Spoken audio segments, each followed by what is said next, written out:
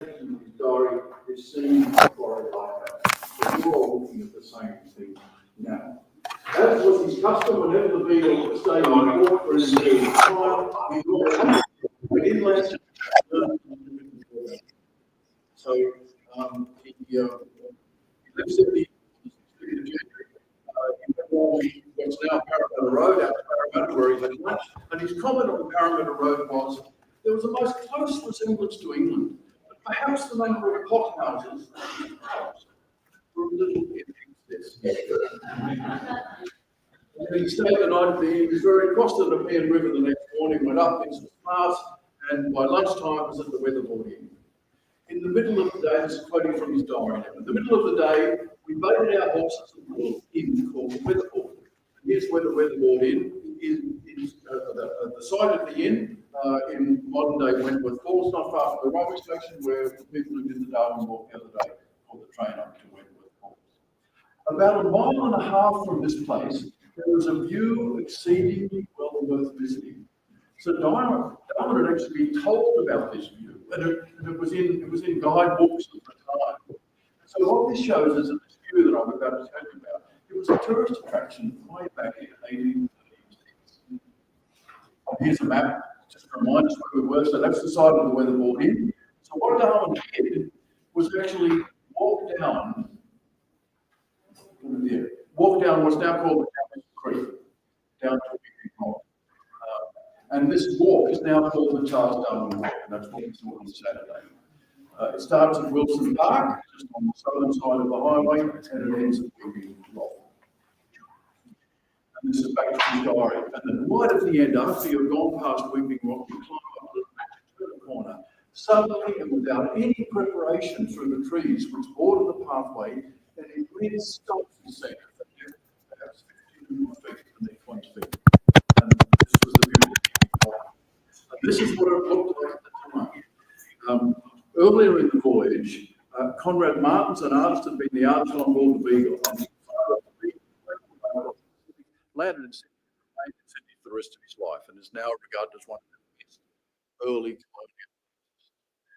So this is a contemporary painting of the view that Darwin saw from just after Weeping Rock. The point of view is situated, as it were, at the head of a bay, for the line of cliff diverges away on each side, showing headland behind headland, and you can see them there. You can see them as if on the whole coast. It's a wonderful. This class of view was to be quite novel and certainly magnificent. And this is a view from the 1980s. Nothing had changed since 1836. This is a contemporary view. If you go there now, like we saw on Saturday, those that are up there, you turn the corner, and what you see is some brush that's grown up in the last 20 years. And so Chris and others and I are now trying to convince the National Park to cut down that brush in the middle of the National Park. But there are precedents so that we can actually put a little plaque up and put Darwin's work, call it the Charles Darwin Look At. It would be just a magnificent end to this walk. And then Darwin walked back up the Charles Darwin Walk, hopped on his horse, and rode to Blackheath, where he stayed the night. The Blackheath is a very comfortable inn, kept by an old soldier. It reminded me of the inns in North Wales. It wasn't actually an old soldier; it was an ex-convict. This is the hotel that's no longer there, but it's on the side of the now called Gardeners Inn. Very early in the next morning, I walked about 3 miles to seek out sleep, and so here's where he walked, and it's a view of a similar but even perhaps more stupendous character than that of the Weatherboard. And here's a modern photograph by a professional photographer of that view. Many of you will be familiar with it. It is just stupendous, as Darwin says.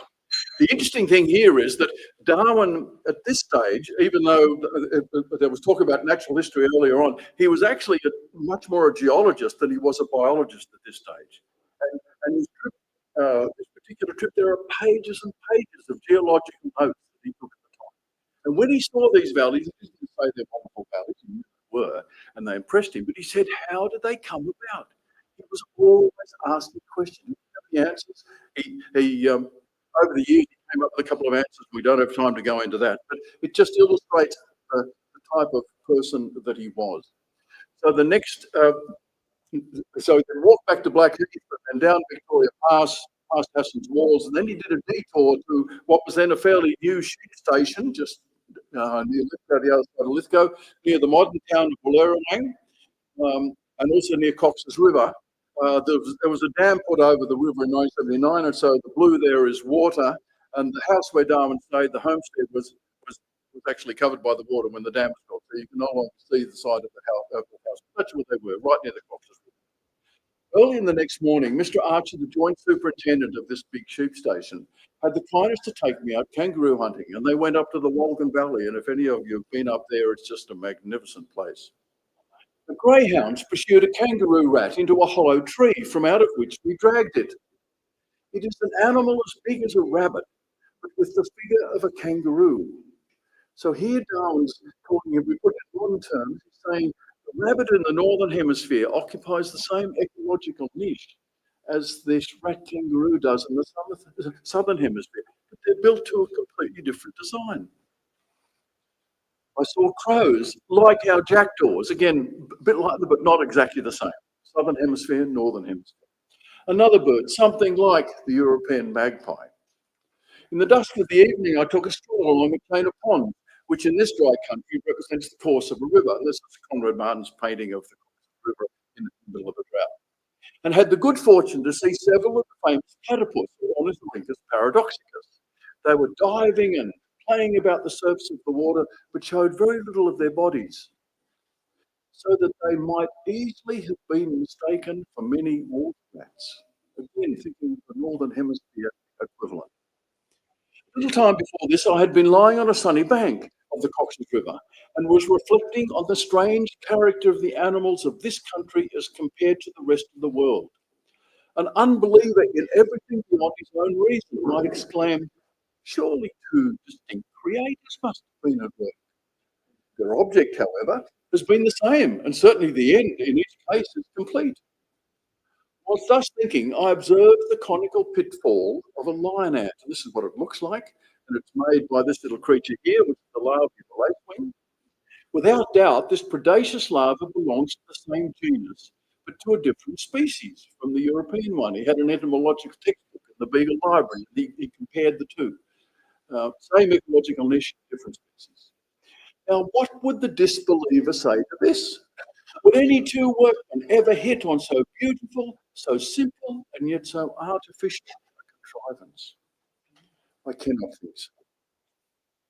One hand has worked over the whole world. And that is a deliciously ambiguous statement. This is being written for the folks back home. So here we have what's now called the Antline Passage, the most famous passage of Darwin's Australian diary. This young 26-year-old Englishman sitting on the banks of a drought-stricken river on the other side of the Blue Mountains in New South Wales, asking these questions. Doesn't have any answers at all, but he observed things that other people hadn't bothered to take any notice of at all. And how can this be coming about? And again, it just reinforces the way he was asking questions about the geology as well. So then we get on to the drive to Bathurst. A long day's ride to Bathurst. Before joining the high road, we followed a mere path through the forest here at this Wallerawang over to Bathurst. It follows really the route of the Great Western Highway now. Stayed in Bathurst today, but Bathurst was a fairly tiny settlement at the time, and it was the middle of summer. It was a drought. It was very hot, and he was pleased to leave. 22nd, I commenced my return, taking a new road called Lockers Line, in which the country is rather more hilly and picturesque, and you can go that way yourself. If you're coming to Sydney back from Bathurst, you turn right just after Kelso, go out through the O'Connell Plains. It's a beautiful, it takes longer, it's a beautiful drive, still there. He stayed the night at a farm belonging to a family called Hughes. The next day, we passed, he's still with this person, with his guide, through large tracts of country in flames. So he went through bushfires. He saw bushfires in the Australian bush. Volumes of smoke sweeping across the road. Before noon, we joined our former track and ascended to Mount Victoria. And he actually went right back up to the weatherboard inn. So it was a long ride on a very hot day. And then I slept at the weatherboard. But before I did that, I took another walk to the Grand Amphitheatre. So what we concluded is that Charles Darwin actually did the Charles Darwin twice. He was so interested in seeing that view. So that's the end of the that's the end of his trip. He stayed a few more days. The Beagle stayed a few more days. There's a whole lot of other really interesting stories, but I don't have the chance to go into those. So the question is, what did Darwin and/or Covington? Covington was Sims Covington, and he was allocated to Darwin as a servant during the voyage, and he stayed with Darwin after the voyage and immigrated to Australia. That's how it happened. Ended up as a postmaster down the south coast of Sydney. There's a list of it in this book. I can give anyone that reference if they want. There was at least 110 species of animals collected: a mouse, a crab, snake, frogs, lizards, shells, 97 species of insects, 42 of which had not been described before, and 4 of which were named by the people who did the classifying. Darwin didn't do this, actually, after Darwin. So that's the end of Sydney. Just very briefly now, just one slide on Hobart, which was the next, and that's where the Darwin200 project's going next.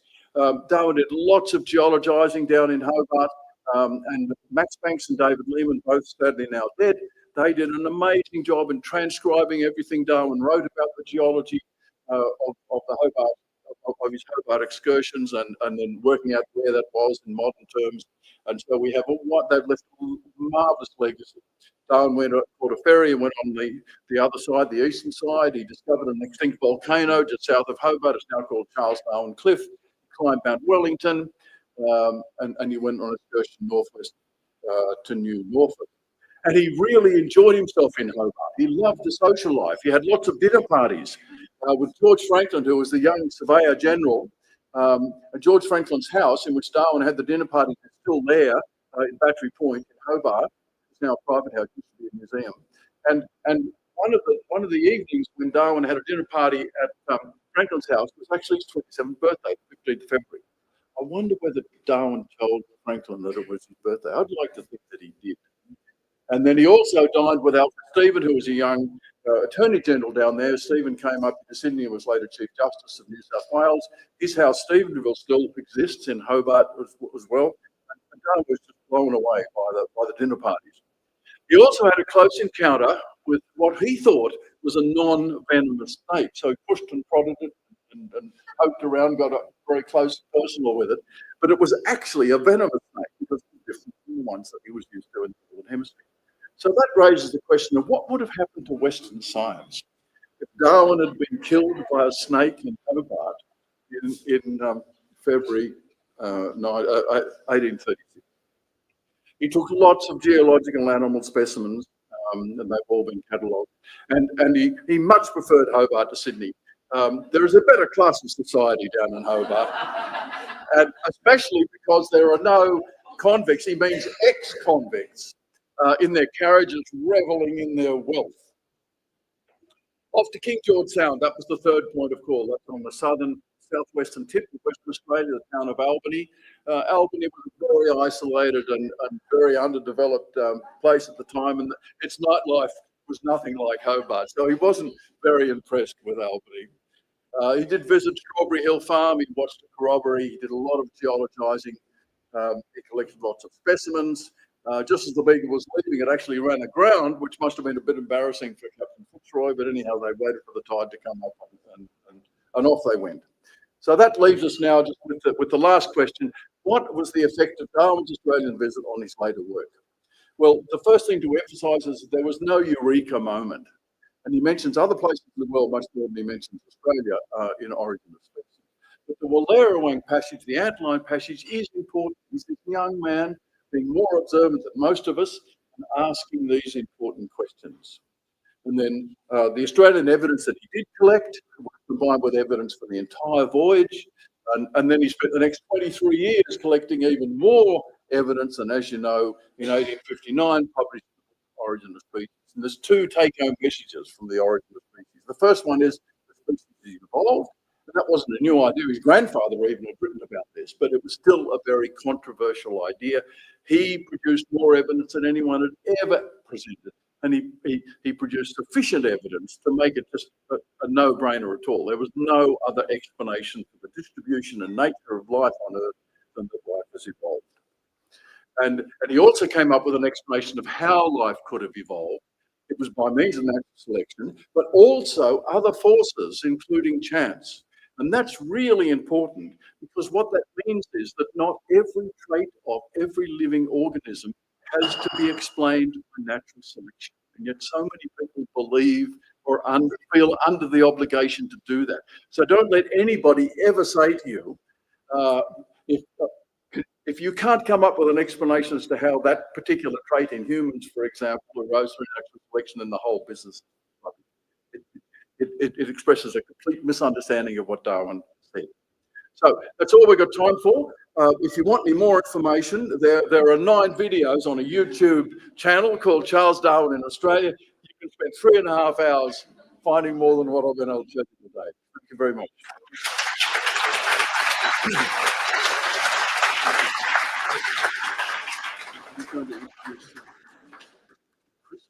Are you going to introduce him?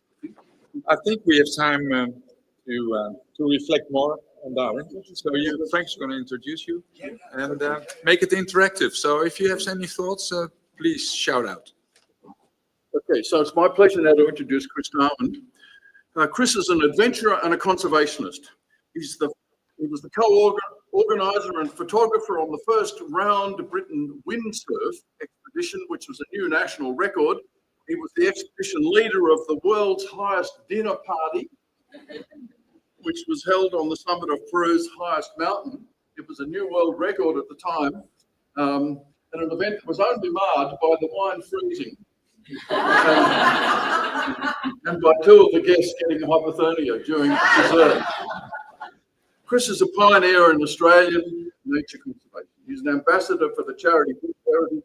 He's helped them create over 1 million hectares of nature reserves in Australia, raising millions of dollars for nature conservation, as well as personally funding, and this is in Western Australia, I think, isn't it? Yes.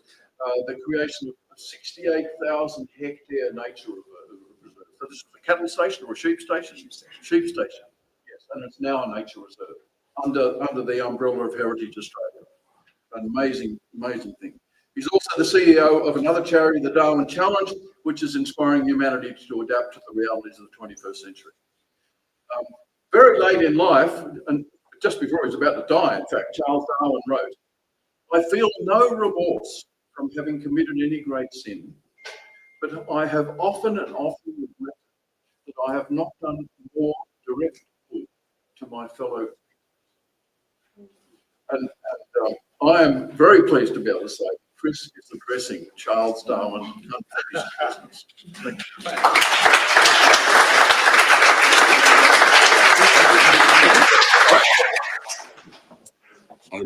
It's an honour to speak to an ancestor, sorry, descendant of Charles Darwin. So I have 3 questions that, on behalf of all of us, we'll put to Chris. How has Australia's environment changed since Charles Darwin's visit? Fantastic, thank you, Stuart. Can you all hear me? Yes. Good. So before I answer Stuart's question, let's set the scene. This is Chip on my shoulder. I'm not sure what we're going to call this guy, but this is a great glider, who I think you're going to hear about later in the evening, because this is one of the species that the amazing Darwin leaders are saving. So the next 15 minutes, we are going to harness your knowledge to design a plan for real life in some way mass extinction species. The plan is going to work on 2 levels. Level 1 is we're going to see the heroes of the evening, the Darwin leaders, who are working on individual species to protect them. Ultimately, they can only succeed if we succeed. We're going to work on level 2, which is design the right civilization so we reduce the pressure of life. It's very much in line with the Darwin200 ethos. I'm confident that we have all the knowledge in this room to solve this. And to prove it, we're going to have a quiz. And the prize for the quiz, whoever gets the most questions right, is Frank's amazing book here. This is very valuable, this book, because this is one of the last hardback versions, softback version, one of the last hardback versions. A very nice Frank might sign it for you, so that'll be worth, on eBay, it'll be worth thousands of dollars before you know where you are.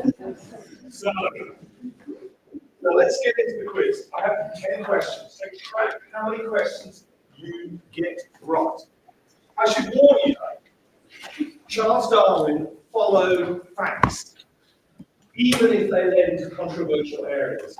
So we are going to do the same. We're going to follow facts, even if they go into controversial areas. So put on your super suits, and because it could get up. Okay, what happened over the last 200 years? So question one, you ready? What was the global human population in 1809 when Charles was born? Option A, 10 million people.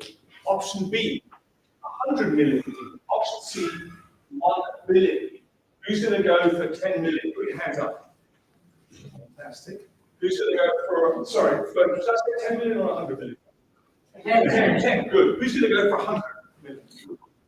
What? Who's going to go for 1 billion? You win that. Okay.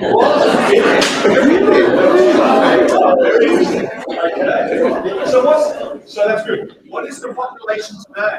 Option today. Option A. Option C, 4 billion.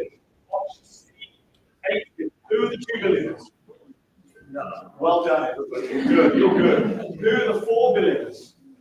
You are really making I can see you're all 8 billionaires. You're all correct. Well done. Okay, so everyone's getting a point. You don't. Okay, here's one for you. At what rate is the global population increasing per day today? Per day. Either it's reducing by 100,000 people per day, or it's steady, as option 2, or the second one is it's increasing by 200,000 people per day. Okay, who wants to go reducing by 100,000? One. Anyone sort of steady? No, steady. And what are the 200,000 increases? Yeah. Well, that's increasing. And you know, there's anybody a message from Jane Goodall this evening. There are 200,000 chimpanzees in the whole world. Jane Goodall is devoting her life to that. So that does put our population. The world population of chimpanzees is 200,000, and our population is increasing by 200,000 a day. It's pretty amazing. So, even if the human impact on Earth is the same today as it was 200 years ago, there are 8 times more human beings as there were in Charles. That is really seizing. If you look out the window, this would have been basically bushland. That's what it will look like. If we are going to increase the population of these amazing species we're trying to save, we need to reduce our population. I know that's controversial, but that is the real. And this is one of the many areas that Jane Goodall and I actually agree on. And you have some control over this. So if you haven't had a family, you want to maybe consider having 1 or 2 children. Controversial. Okay, let's get into the next question. When you look at the oceans, here you are, what is the biggest threat to marine conservation? It's marine conservation. Option A, plastic. Option B, fishing. Option C, climate change. Who are the plastic one? A couple of plastic ones. Who are the fishing? And who's climate change? Okay, more climate change, that's right. It is actually fishing. Maybe in the future climate change will come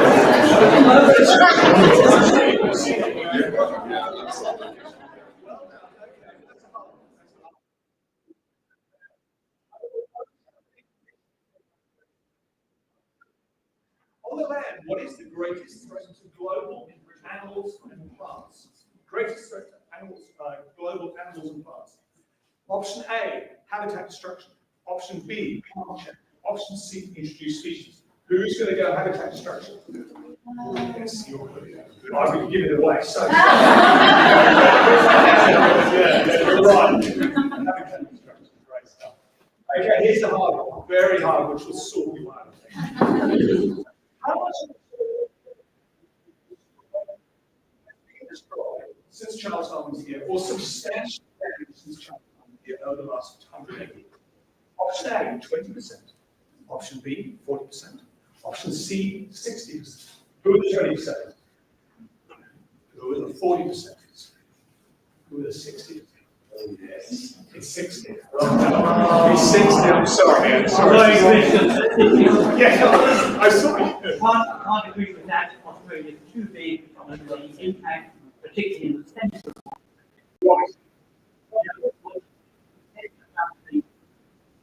Limits on arguing here, that's good. Charles would like a bit of arguing. Well, we can talk about it. I like it. But actually, a lot of what's left of the 40% is either desert, actually. So, according to you, well, most of you, over the last 200 years, our population has increased by 8 times.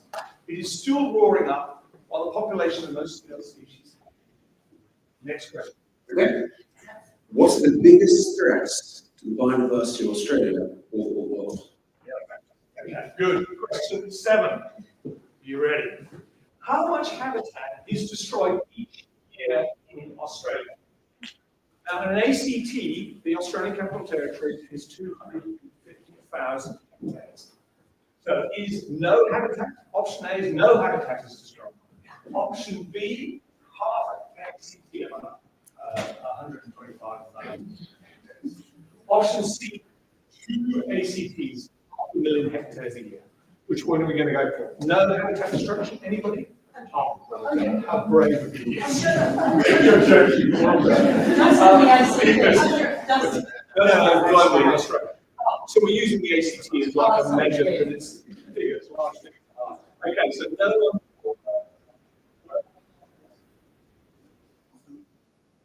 What about 2 ACTs? Yes, 2. 500,000 a year. Yes. Fantastic. Now, agriculture is responsible for most of that destruction, but what type of agriculture? Now we're getting into the nitty-gritty. You ready? What type of animal agriculture? A, the livestock industry and the cropping to feed the livestock. That's A. B is the cropping industry. C is the fruit industry. So is it the livestock industry plus the land to making the feed? Anybody go for that? Yes. What about the cropping? You don't have You know too much. Cropping, fruit, any fruiters? It is the livestock. 91% habitat destruction. Globally, it's Absolutely. in South America. It's all cattle farms, soya farms to food cattle. It's slightly different in Australia, but that's it. So we have a picture. In the ocean, the fishing industry was responsible for the problems. And on the land, the livestock and dairy industries are responsible. And you multiply by that 8 billion people, and you actually see the problem. Now, all 3 industries, fishing, dairy, and meat, you have incredible control over. So that puts you in a very, very powerful position. Thank you. Next question. The last question is, you mentioned Jane earlier, this is her message concerning hope. Will Charles Darwin, looking at the world today, have hope? It is not the strongest species that survive, nor the most intelligent, but the ones most adaptable to change. I absolutely know that Charles was here. He would say there is every hope because we are the most adaptable species to have ever lived on the planet. But if we do not adapt to the reality of our day, it's not looking good. As I'm sure Stuart knows, as he's gone around the world, we need to adapt. The only person we all have complete control over is ourselves. Absolutely, thank you. Absolutely ourselves. That you have got nearly control. So what you do is really, really important. Now, question 9. We've got 2 more questions and we're finished. Of the most populous countries in the world, which 2 countries eat the most fish, meat, and dairy per person? Of the most populous countries in the world, which 2 countries eat the most fish, dairy, and meat per person? Is it A, France and Germany? B, United States? Where you laugh. United States. Oh, you're German, right? United States and Australia is B. Japan is not correct. Who is going to go for France and Germany? America and Australia. Again, sorry. Okay. The average US citizen and Australian citizen a staggering 340 kilos of meat. In 3 years, over a ton of fish and dairy. About that is just staggering. But maybe this diet is good for us. Maybe it's healthy. Who knows? Let's find out. So last question. This is your last chance. The Seventh-day Adventists in the US avoid eating animal products. How do they compare with the average American when it comes to life expectancy? Option one, either the Seventh-day Adventists die 2 years earlier than the average American, or they live about the same age, or the women live 7 years, 4 years longer, and the men live 7 years longer. So A, they die 2 years earlier. One. B, they live about the same age. C, they live a lot longer. Yes. Sorry. Thank you for reading that. One person did vote. Okay. So you may have heard the blue zones, where people live healthier, happier, and longer lives than the average. One of those blue zones is the Seventh-day Adventist area in the UK. One of the shared characteristics of the blue zones is a high consumption, ready to take a note, of nuts and beans, really good for you, and a low consumption of meat and dairy. There is hope because by a delightful coincidence, the diet that is low in animal products will also give you a longer life. You will control your weight. It costs you less. And you will feel good because you feel healthy. You feel good that you are having a lighter footprint on the planet. Nothing looks as good as healthy meals. I'm pretty attractive with it. It's hard to change behavior. So here's an easy win for you. Start by having one meat and dairy-free day per week. Just one. Maybe a nugget salad or a falafel avocado and cucumber sandwich. Get the habit established, and when you're comfortable, perhaps go to 2 meals a week. If, like me, you are dedicating your entire life to nature conservation, maybe you'd like to cut out all meat, fish, and dairy. Why do? Super low impact, super healthy fats. If you're traveling, you can take a little bit less. That's fine. I only have one tip for you. Make yourself a nice chart. Put on your wall. And every time you have a meat and dairy meal, give yourself a big tick or a smiley face. If Charles Darwin was here, he would remind us that we are the most intelligent animal who have ever lived on the planet. We can turn around this situation. We can do it as long as we grasp the reality of our day. So now, who gets this prize? Right. So let's put your hand, stand up if you've got more than 5 right. Let's see. Stand up if you've got more than 5 right. Very good. That's a lot of people. Sit down if you've only got 5 right. Stay standing if you've got 6 or more. If you've got 7 or more, if you sit down if you've got 6 right, but you keep standing if you've got 7 or more right. You've got 8, the 8 is 9 and 10 stay standing up. Another 9 is.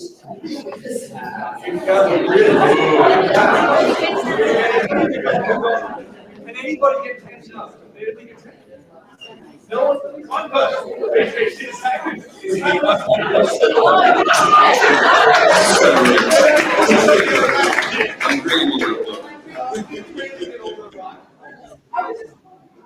You a copy? Yeah,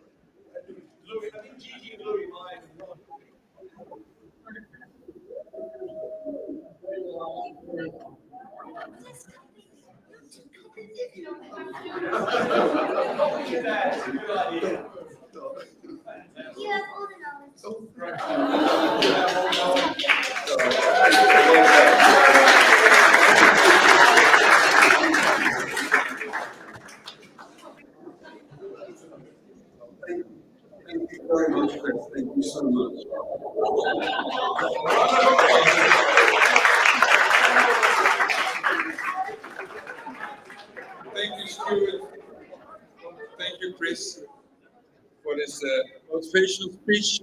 There's hope and we change. So to get more into the topic of hope and change and how to do things, we're gonna meet a range of projects tonight, and we like to start with also one of the partners of a program in Australia, the Great Eastern Ranges. So I'd like to invite Gary Howling to the stage to give us insight in what you are working on. Actually, also one of the partners for the projects next week. So maybe you have an assignment for one of our leaders.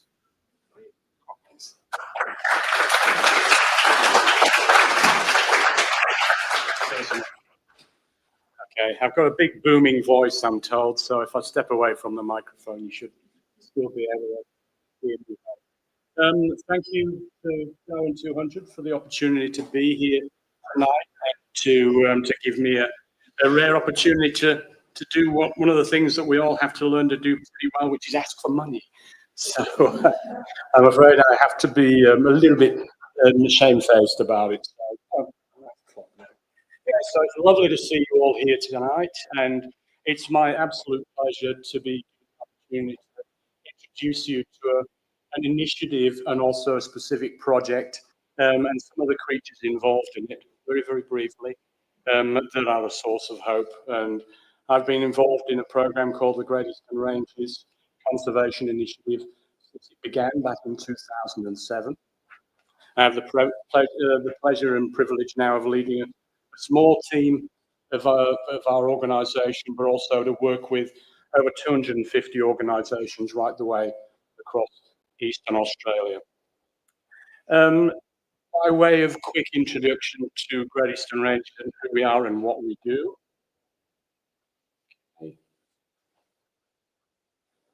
As I say, we were established in 2007, in large part as part of a recognition that traditional approaches to conservation were not working in Australia. And this is the recognition that's been emerging globally over recent decades. An understanding that even though Australia has really quite an enviable network of protected areas, we're still losing species at an alarming rate. And the reason for that is that many of our species in Australia actually require very large areas of habitat and need to be able to move around the landscape. With a landscape that is so boom bust in terms of the annual seasonal cycles, wildlife needs to be able to get around to be able to move and adapt. So we exist to manage connections for habitat right the way across Eastern Australia, from Tasmania right the way through to Cape York Peninsula in the north. That's a massive landscape of 3,600 kilometres. We do have from Tasmania right the way up the east coast and beyond into New Guinea and Indonesia, and some of them obviously going further in terms of some of our migratory shorebirds. So our role is really very much to bring people to connect together, to be able to connect habitats up and achieve an impact on that massive scale. By way of a bit further elaboration, we have a little video that only lasts for about 30 seconds, but it'll give you a bit of a flavour of why we do the work that we do.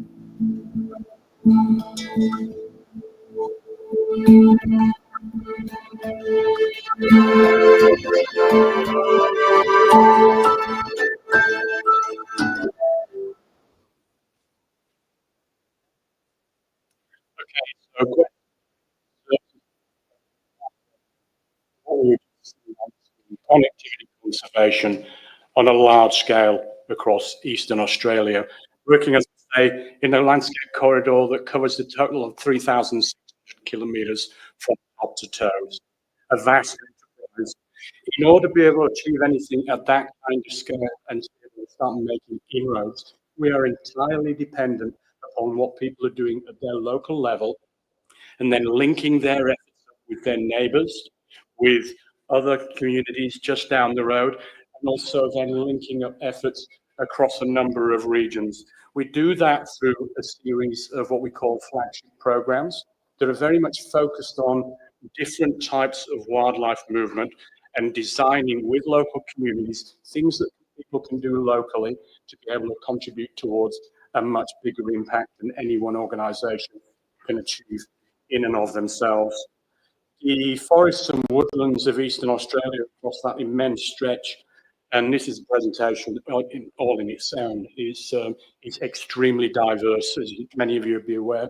Australia is considered to be a mega diverse continent in terms of biodiversity, and we have a number of even greater, more significant, globally important biodiversity hotspots within the Great Eastern Ranges. So we are basically a network of biodiversity hotspots in what is already a hotspot continent. They include the topic of my particularly favourite programme, gliders. The gliding possums, of which we have a total of 10 species in Australia, 9 of which exist within the forests and woodlands of Eastern Australia.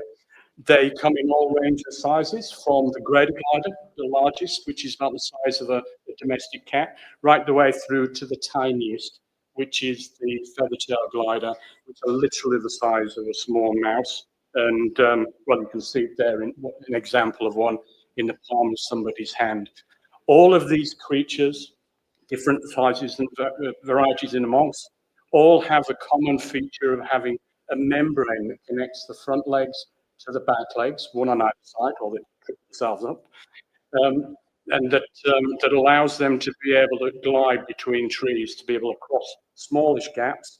The greater glider is particularly accomplished at that, being able to cover gaps of up to 90 meters. The squirrel gliders and your sugar gliders, for example, cross gaps of about 50 meters. Whereas you get down to the feather tail, if you've ever seen any of them at your local zoo, say here at Taronga, you'll see them hopping literally between different branches and getting around within the canopy itself. Highly diverse group, very strongly related to the Eastern Ranges, all heavily impacted by a range of threats. Threats that are common to species right the way through Eastern Australia. But in the case of gliders, that are heavily dependent on mature forest, threats to the survival and the condition and the quality and the connectivity of those particular forest habitats that they rely upon. Glideways then exists as a suite of projects which are looking towards addressing those threats right the way across Eastern Australia and achieving impacts specifically for gliders. What does that actually look like on the ground?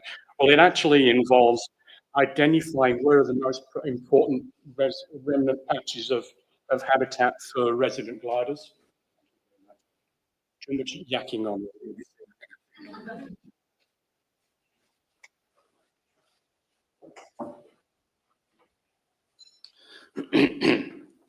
identifying where are those priority areas of habitat, identifying where are the linkages that connect them up to similar areas in the surrounding landscape, but also then working with local communities to design projects that are going to impact and benefit habitat specifically in that location.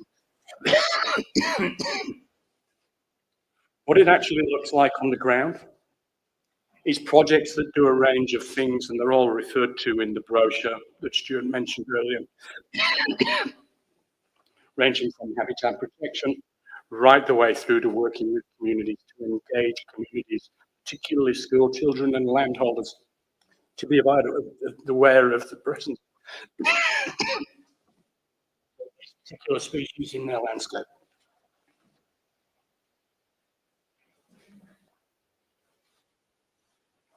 And rather than doing projects in isolation or having people working in isolation, as I said before, encouraging them to actually partner up with their neighbours, bringing them together to develop a landscape scale plan, an effort to link up efforts across the landscape.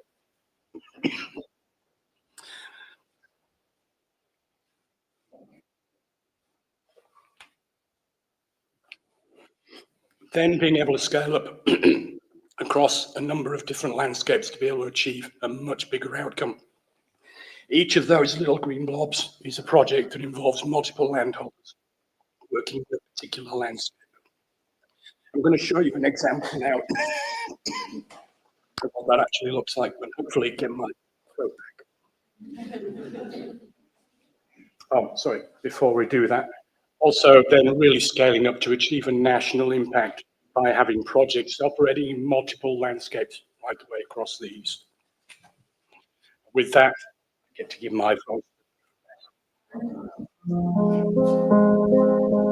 In the wild, a squirrel glider like moth would be feeding on small insects, so anything that can be found in the forest and stuff, but she would be loving things like grevillea flowers. She will also be living in the hollows that are created by older trees. It takes 100 years for a tree to grow a really great hollow and create that little secure home that an animal like a squirrel glider needs. We may be planting trees, but sometimes we're not even letting them get to 100 years old to create those habitats. We have 6 species of gliders in Australia, and the squirrel gliders are the second smallest. They used to range all along the eastern seaboard, but they've come under a lot of threat, and you don't find them in urban areas anymore. You need to go further afield to the Great Eastern Ranges, Copperhanger Reserve, that kind of area, to find them in their natural habitat. I live on a farm in the Great Eastern Ranges, and I've noticed, decline of species, particularly, little birds and things like that. So I guess that's what really drove me to get involved in this project and, see how we can make a difference. So we're here at Taronga Zoo today to launch our Glideways program, which is the next step in protecting and conserving the habitat, particularly for gliders in this landscape. Through our Glideways program, we're going to run a series of projects, including putting in nest boxes, collaborative pest and weed management, and revegetation. So we're working in the Great Eastern Ranges initiative, which is a project which runs actually 3,600 kilometres from the Grampians and Victoria all the way to Queensland. We're working on just a small part of it, which is the Canangara Boyd to Wangara link. It starts at Greater Blue Mountains area all the way to the Wangara Dam. We've been working in this area since 2012, restoring habitat connections. We've already done 380 hectares of re-veg and over 4,000 hectares of weed control and collaborative pest control over the whole of the Canangara Boyd to Wangara link. What we're doing to help the gliders will actually help a whole range of other species which have similar habitat requirements. Project Habitat, supported by Boeing Australia, has become our avenue to assist communities like Canangara Boyd to Wangara to create corridors and nature pathways for these animals to act as a bridge between one habitat area and another. Copperhanger is a beautiful reserve and needs some support in these corridors.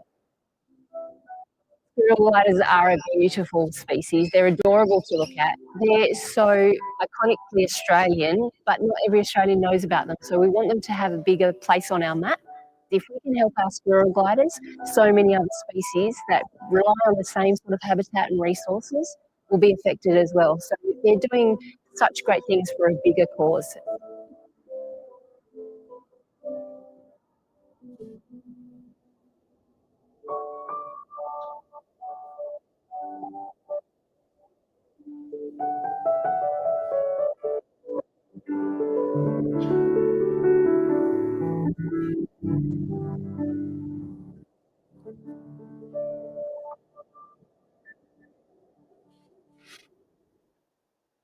Okay, so the project that we're in the process of raising money for at the moment is that particular project in the Canangara Boyd to Wangara link, but in this instance focusing specifically on the southern which is in that area,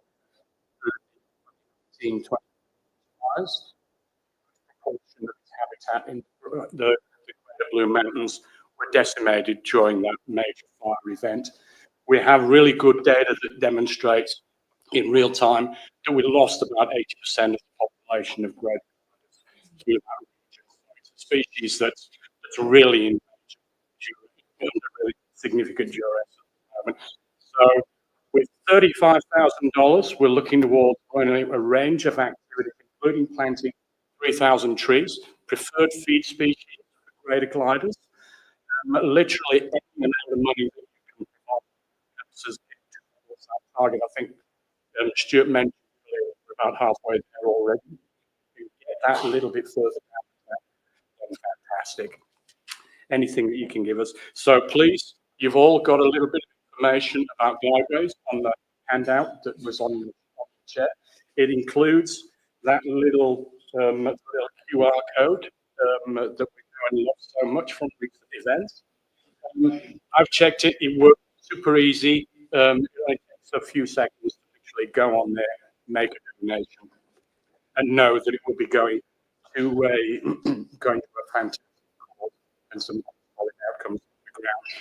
Our Darwin leader, Brigitte, is going to be heading out towards the triangle link landscape later this week, tasked with the vocation to actually help us understand, get more information about just how greater glide populations are now faring in that landscape as a result of the work of the Canangro triangle. I'm really jealous because it's going to involve things like spotlighting and using thermal imaging drones to be able to locate greater gliders.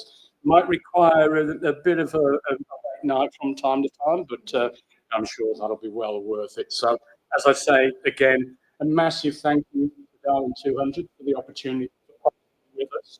As part of the work that's going on out at KW, there will be a planting day on Friday at 11 o'clock. I understand people can tune into also.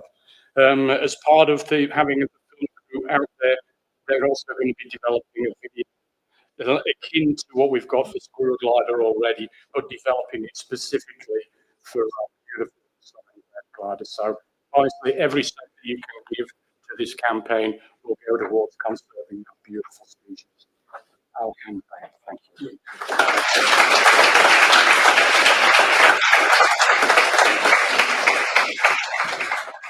Thank you very much for showing us this wonderful work. And it is allowed in this classroom to use your phone. For now. So it is about connections, about connecting habitats, but also connecting people here. And that's what actually Darwin200 is about as well. So we are creating all over new leaders that are connected and hopefully stay connected. And I'm sure they will stay connected because together they can obviously mean much more than on their own. And they feel really supported by each other. That's what I heard back. Okay, many young people want to go out there, want to do things, take initiatives, start companies, start projects, but then sometimes they get a little bit isolated. I think, am I the only one here doing these things? Bringing them together empowers them and strengthens them in that quest and that passion. So that's so wonderful about our leaders. And I'd like to introduce them to you now, because you're going to listen to 4 of them. We have 8 this week, next week, doing projects. And so maybe our first 4 Darwin leaders can stand up and show yourself to your audience. So we have Remy, we have Chia, we have Anna, of course, and we have Chong-Woo. So you're going to learn about their projects the coming hour. And next week, we already have our new team lined up. It's very special. We already had them on board today. And maybe you can stand up and introduce yourself to the audience. We have Brigitte. We have Neolani, Sydney, and we have Vanessa. They're going to look into 4 more projects next week. three of them in the marine project area, so in the water, in the sea, and one on the gliders project. So we're very curious what you're going to produce. So actually, well, Stuart made a little introduction. Can you imagine that you are selected by Darwin200 and you get noticed, well, sometimes even only 2 weeks in advance, you know? So you get this email like, okay, are you available in 2 weeks to come to Australia to do a project? They say, wow, what's happening here? And then you come here and then you get the project. You are told, okay, you're going to look into this and this species you might not even know of. And then the magic starts, because then you see these Darwin leaders think, okay, I'm out of my comfort zone, I'm in a totally different area, and I have this task of making material and study animal and plants that I'm not very familiar with. And they do it. They have only 1 week. Can you imagine that we say to them at the beginning of the week, listen, guys, today is day 1, day 7, you will be in the Sydney Opera House presenting your project. And that's what happened this week. It's going to happen next week again. Well, when we present our projects of next week in the National Maritime Museum, you're very welcome to come as well. So you're going to learn about the projects, of course. The first one I'd like to introduce you to is Remy Tarasin. He is from Australia and a filmmaker. And Remy, I give the floor to you. You've seen the platypus already, but you're going to show us what you're up to together with Elliot this week. Please.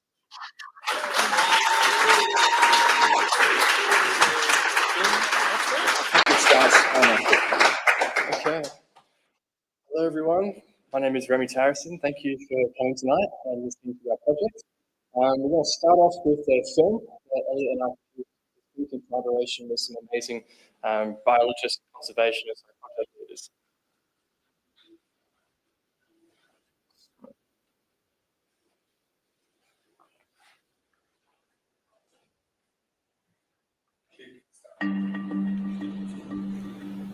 Australia is home to some of the strangest and most unique wildlife on the planet. Cut off from the rest of the world over 10 million years ago, the animals here have evolved some truly unique and peculiar ways of surviving in this landscape. But perhaps one of the most unique of all is an animal that at first glance doesn't seem to fit into any particular category at all. It has the bill of a duck and the tail of a beaver. It lays eggs like a bird, but it has fur and feeds its young with milk. It's the platypus, and it's one of Australia's most iconic species. Platypus were once widespread across Australia's east coast, but over the last 200 years, their numbers have been declining. They're under pressure from a range of factors, but there are some extraordinary people doing some incredible work to help them. I'm Remy Tarrison, and as a Darwin200 leader, I'm going to be spending the next week learning about all the pressures these amazing little animals face, but more importantly, what we can do to help them.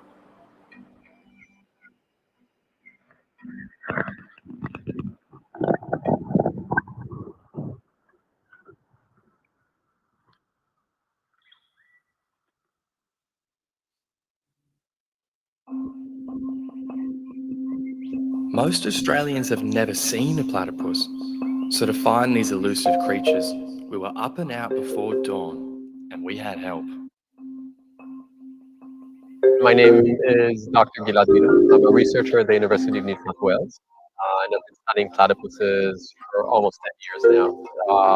Combined, we've encountered over 500 different over the years. Believe it or not, this enigmatic animal was behind Darwin's very first thoughts on evolution. When Charles Darwin saw a platypus, it was the first time he actually wrote in his diary an official challenge to the Genesis theory, and he actually started to think at that point that maybe there was some other process at work other than God creating all the species. Australia's Indigenous peoples have their own origin story of forbidden love. The mother is Gaga, and she's a duck, and then the father is Bigu, who's a water rat. So we call the platypus Villadurung, and in Wiradjuri language, it's Villadurung. A villa is a river, and Durung is a digger, so he's a river digger, and that's just what they do. But since 1836, river diggers have faced a new threat, the fur trade. Someone shooting a dozen or more than a dozen in a day. You know, like, can you imagine like going somewhere and just like bang, bang, bang, shooting more than a dozen platypuses? We just needed to find one.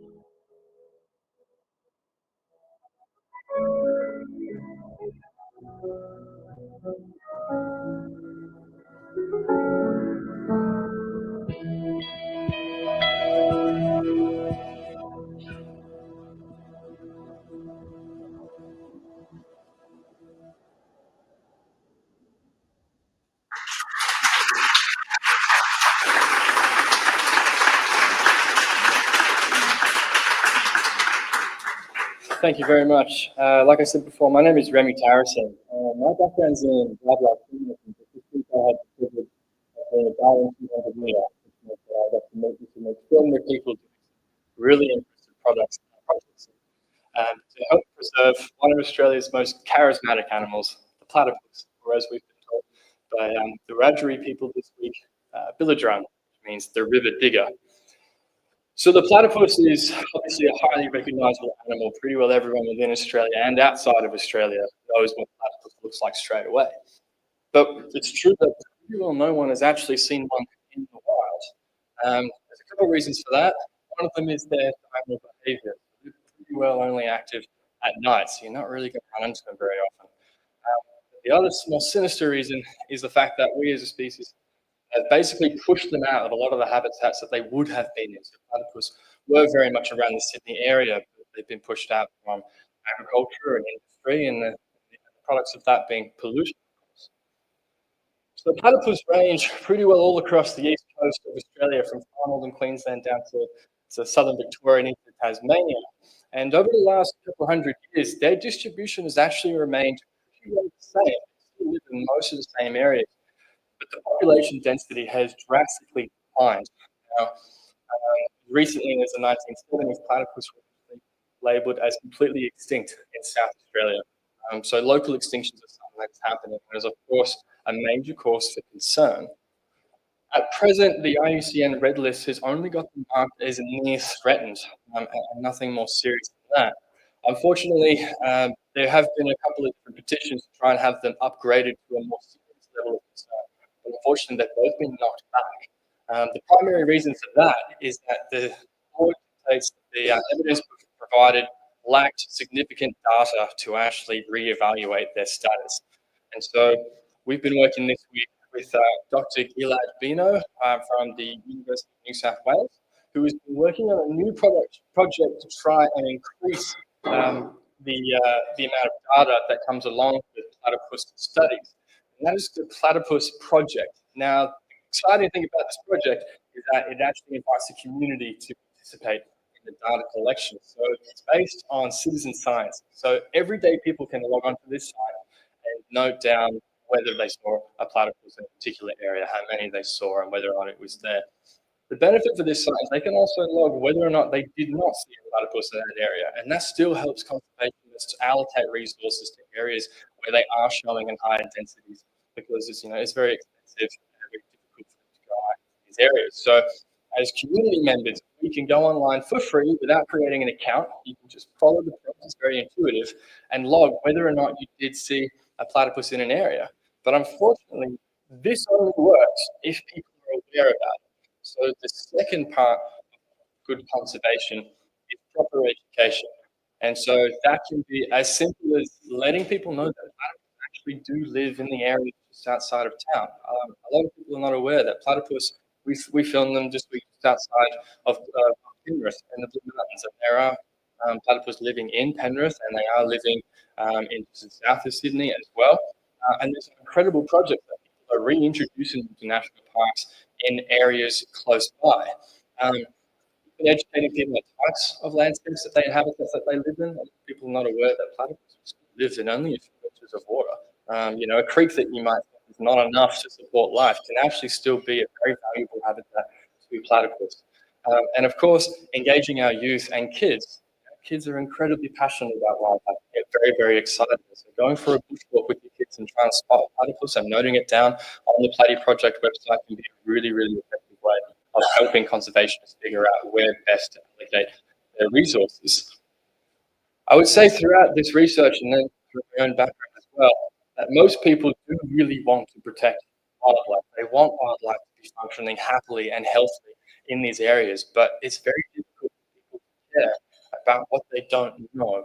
So one of the most important things that we can do, even not being conservationists, is to actually just talk about the wildlife that we see. If you go out to the Blue Mountains or if you go to the Royal National Park, you see a platypus. If you tell people that you've seen it, then that's exciting and it incites passion into people. If people can get passionate and excited about wildlife, that's the first stage to developing a sense of responsibility. And as soon as you start to feel responsible for the wildlife in your area, then that is where we get really, really effective conservation. So if you can take any kind of message home from the conversations that we're having tonight, is to just to talk about it and to share with people, at work or when you pass by, and then to generate that level of passion and excitement in everyday people. Thank you very much.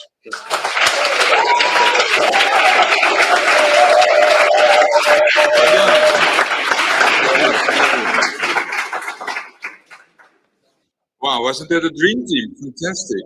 Beautiful. Thank you, Remy. And thank you, Harriet, as a filmmaker.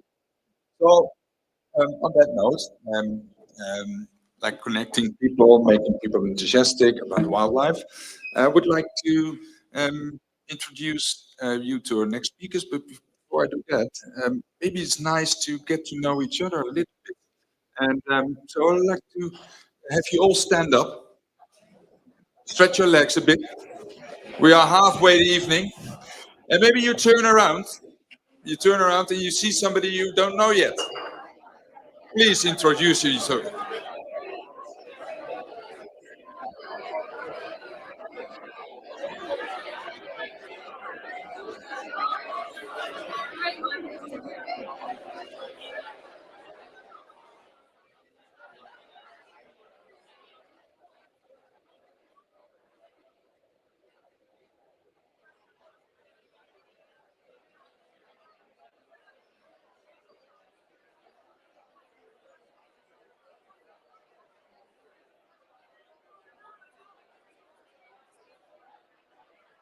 Okay, ladies and gentlemen. This was a little tiny break, but we continue.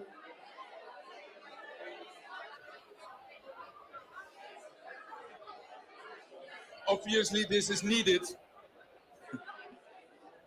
So there's a great need to meet people. But we are going to continue. Wow.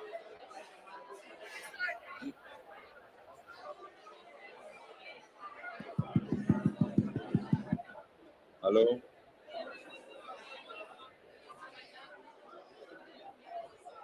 Ladies and gentlemen, we keep on going. Please have your seat. What did I do? Pandora's box. Yeah.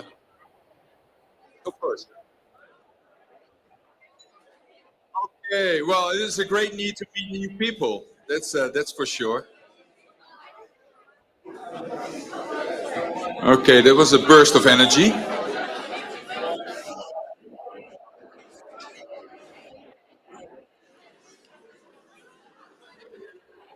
Okay, let's keep on going. Our next speakers. So we have our Darwin leaders in the room, we have our partners in the room, but also we have some top scientists in our room. Australia's best, actually, we invited to share with you their work. We're going out to the ocean now. So we're gonna go into a different space.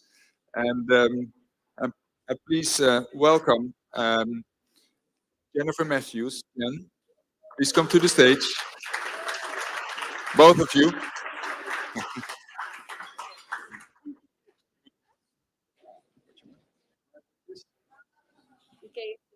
Half the room to empty as well, which is Yeah, well, maybe there's a need for a bathroom. That's okay. Actually, you might not be aware, we are streaming this live on YouTube. So you can also send the link, maybe. You can find Darwin200 YouTube and share it with neighbors or friends. So if you speak in this one, I think it goes in the script. That's why we use this.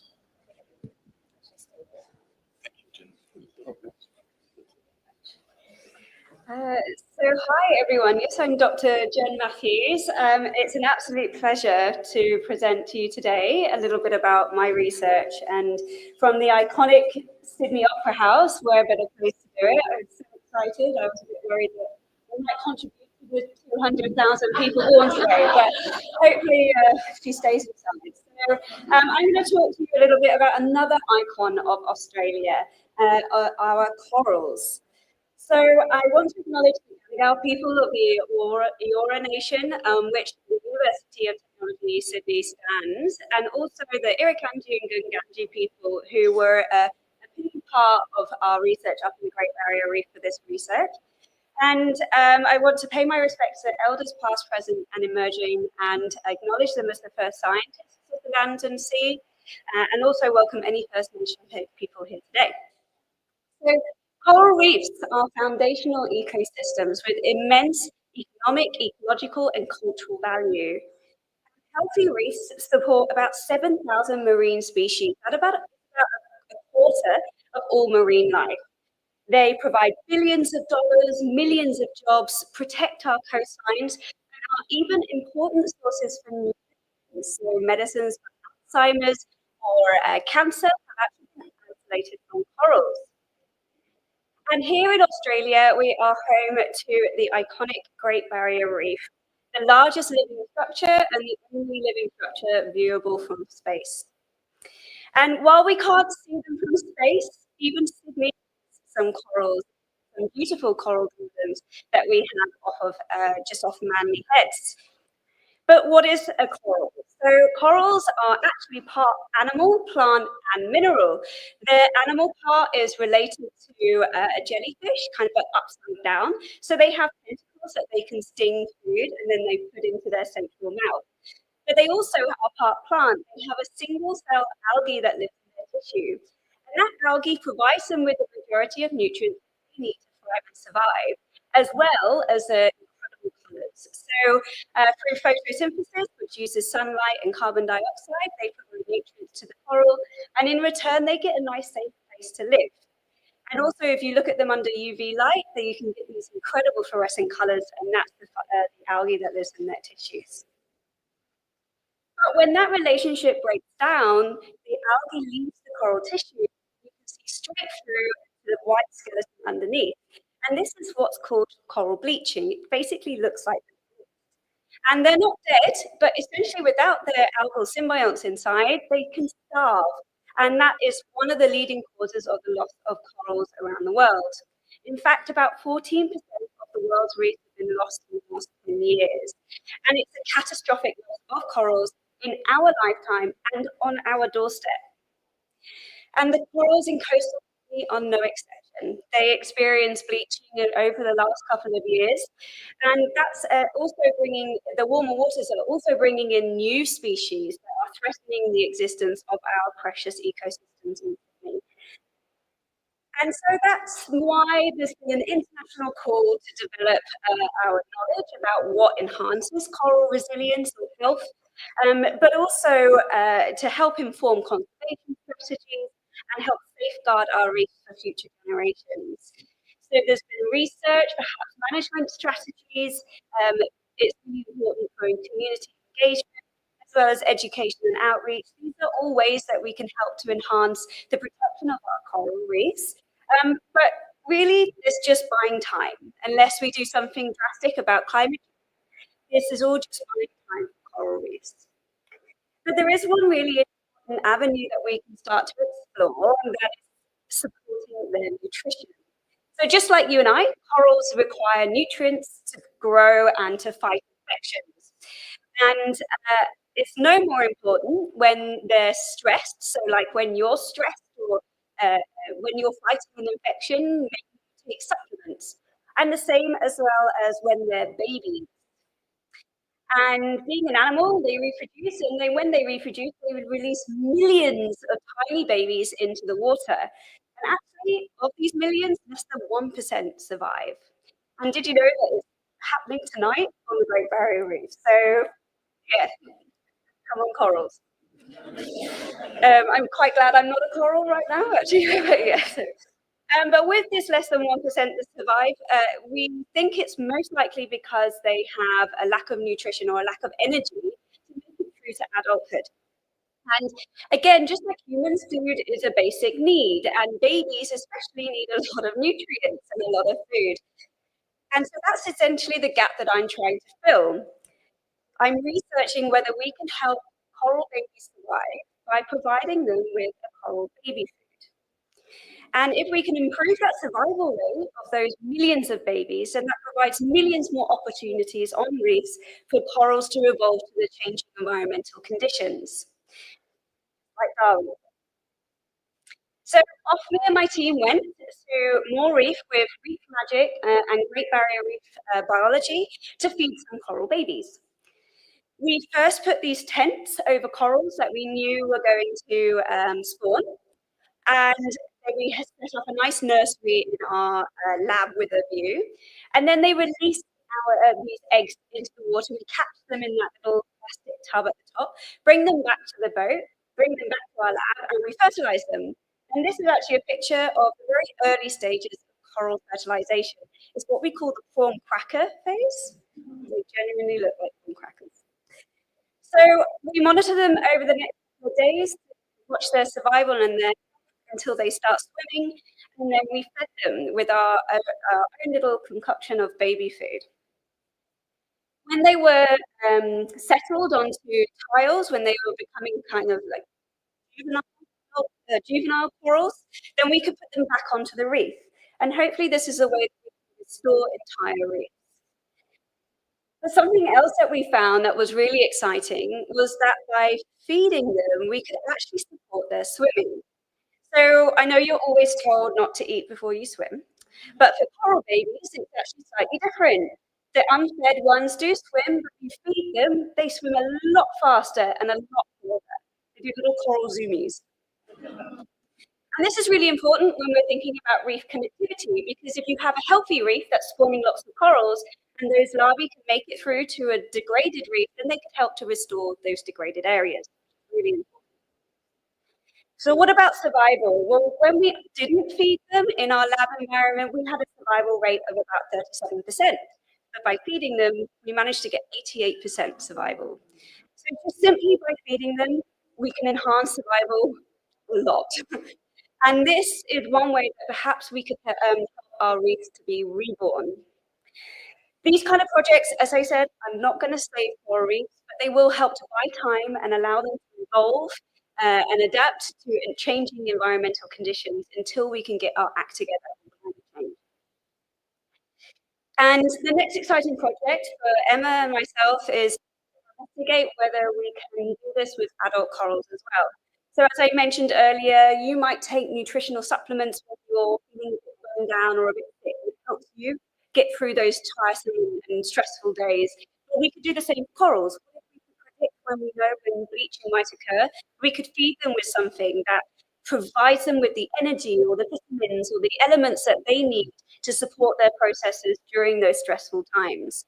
Or maybe it's prenatal vitamins, have experience with that. And so it's, all these kind of things are really important avenues to explore that we've never looked at before. This is our first year of investigation, so I don't have results to show you, unfortunately, but you should watch this space for some exciting results to come. That's all I have for you today. If you would like to ask me questions, please feel free to reach out. And yeah, thank you very much.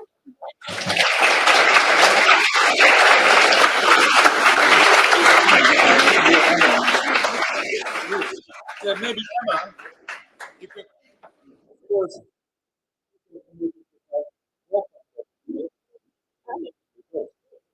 That's the plan, so thank you. Thank you, Jen. We're staying with corals. My name's Emma. I'm the team leader of the Future East team here at a National Geographic Explorer. Thank you, Joe, for connecting me. It's been great to be here. So our team here in Sydney is really trying to buy time through the use of science and connecting community to ensure a future for coral reefs. As Jen said, absolutely, the things I'm going to talk about today are not going to save reefs, but it's about trying to use science and to work with communities to buy time for reefs to ensure that they have a future. I also want to acknowledge the Gadigal people of the Eora Nation whose lands we meet on today, and to extend my acknowledgement to the Irukandji and Kaykulanji people who have supported the work that I'm going to present today, acknowledging them as the elders past, present and emerging. So as Jen mentioned, reefs globally are under threat. Now, to put this in context, the latest IPCC reports have said that within our lifetime, there's likely to be less than 5% coral reefs left globally. We're on a downward trajectory, primarily due to climate change. If we continue to heat the planet and the oceans, coral reefs will not survive. So this has really rallied communities around the world and scientists to try to do something. How can we slow that decline? And in an ideal world, how can we actually change the trajectory? Now, I'm going to ask you to close your eyes. Please don't fall asleep or I will never get invited back again. If everyone can close their eyes, I want you to take one deep breath with me. And one more.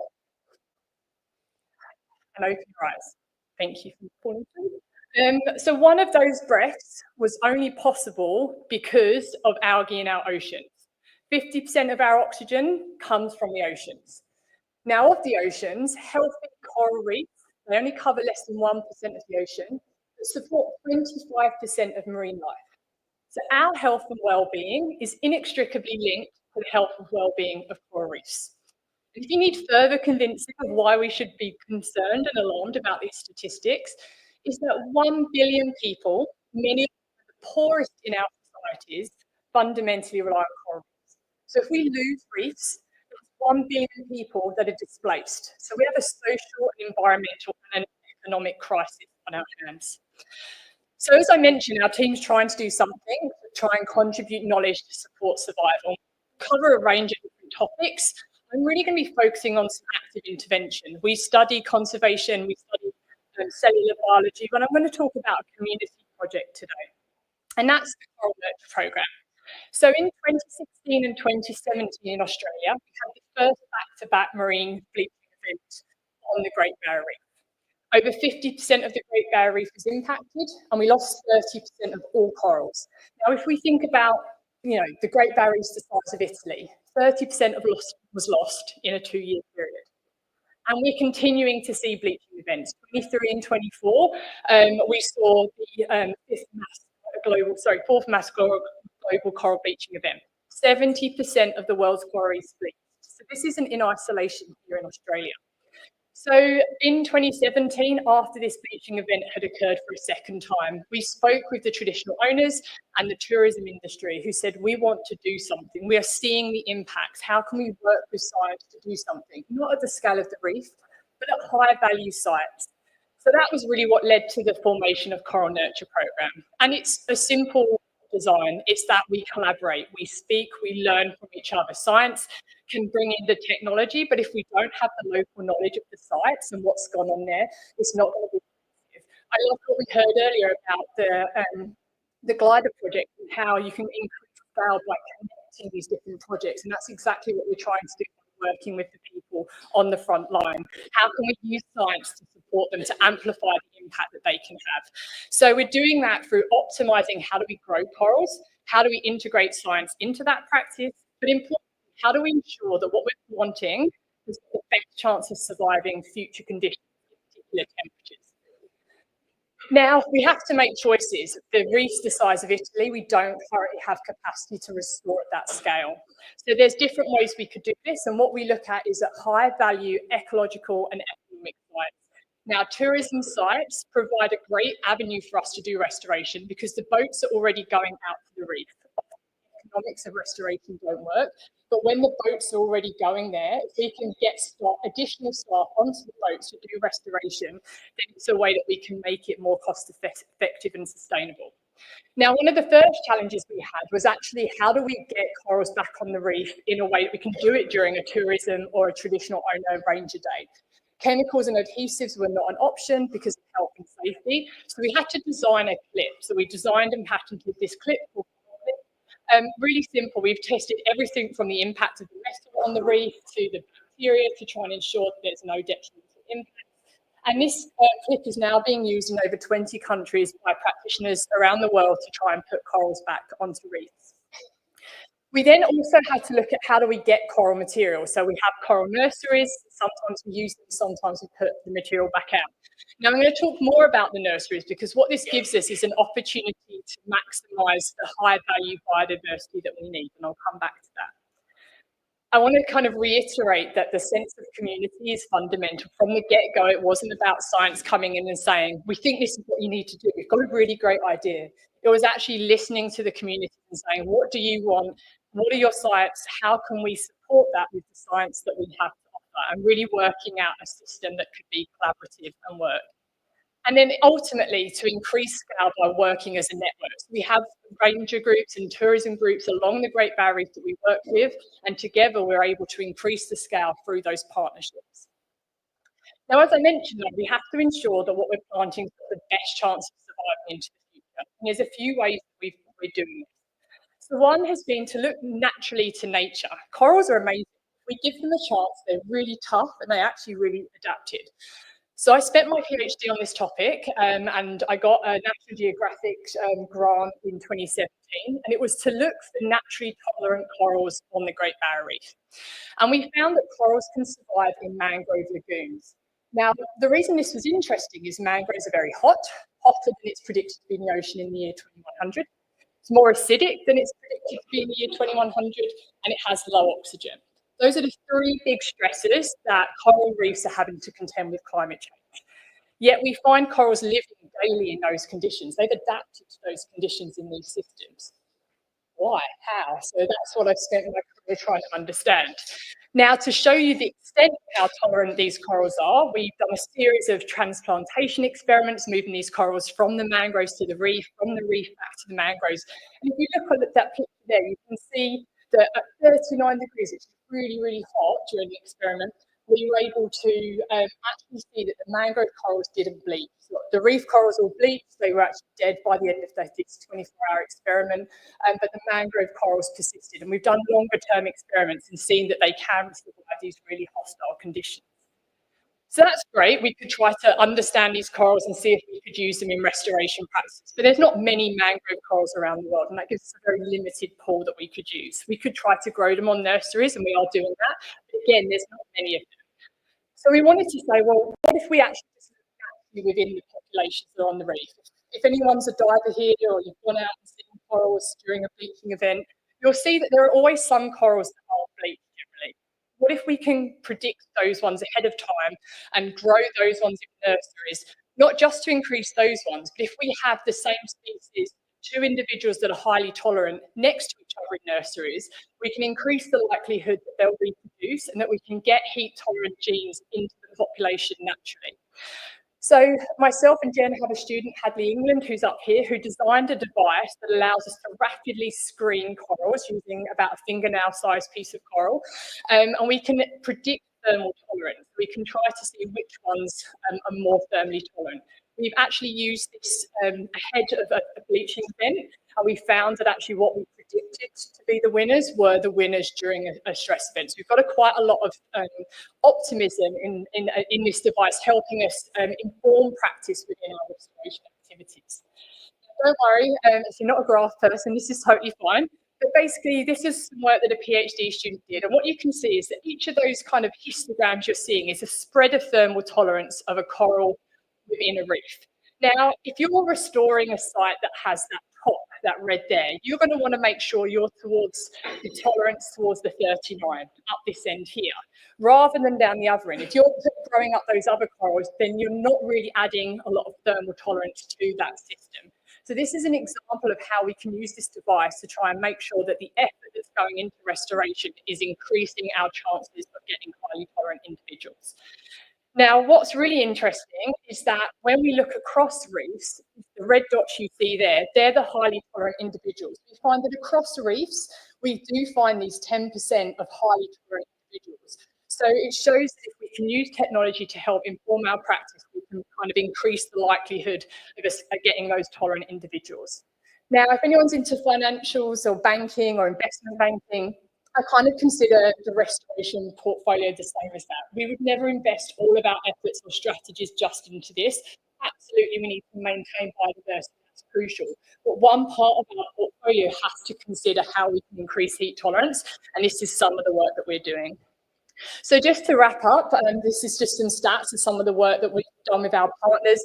You can see that we've planted over 105,000 corals from 37 different species, and we're really proud of all of the collaborative work that's allowed that to happen. The bommy on the left was actually stripped of coral from a cyclone. We planted all of those in April 2021, and you can see by 2023, and we've got kind of ongoing data showing the transformation of that site.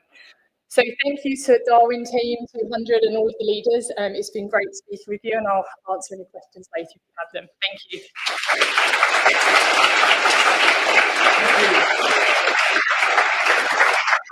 Thank you, Emma. Very inspirational, and what a nice combination of bottom-up innovation, like connecting with communities, and then apply technology on the topic. And what a creativity of thinking in designing this whole thing. Pleasure then, the golden hour, you've seen it already a little bit more. The last couple of minutes, then we have the sunset. Beautiful. I hope you still enjoy the view. But we are now get back on land, actually. But with this creativity in mind, because I think our next project was wonderful in the sense that we experienced, but we don't hear all about it, experienced some really good science, but with a really fun way to do it as well. So I'd like to invite Chia to the stage and share your project with us.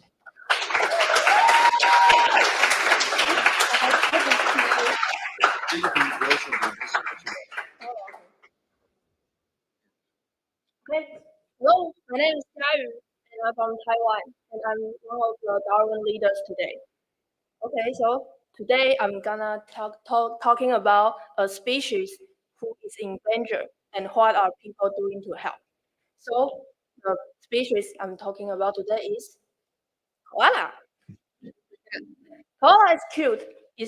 They are harmless. Everybody likes them, and they are one of the iconic animals in Australia. But do you know that they are in danger?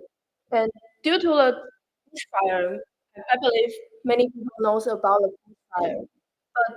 But the bushfire affect more than 60,000 koalas during that time. But before the bushfire, actually the scientists already considering about the population of the koala. And if we not doing anything and keep the situation stay like today, the wild koalas is going to be extinct in New South Wales by 2050. So I'm telling you two stories today. So you can see your right-hand side, the picture is a whiteboard in Koala Hospital. And there's a section said priming in cares. So all the koalas there means they cannot go back to the wild because some of them get injured, some of them get blind, some of them lose their claws, so they can't climb anymore. So they gotta be stay in the hospital. And the other picture on your left-hand side is a story. One of the person who told us about koalas before and tell me a story. The koalas in the pictures, he was in the human's care before, and then they released it back to the wild. But don't know the reason. He keeps coming back, coming back. We release it and he's still coming back because he's too used to the human's care. He cannot go back to the wild anymore. So yeah, koala won't be gone, but the wild one will. So what is people doing right now to helping them to save koalas?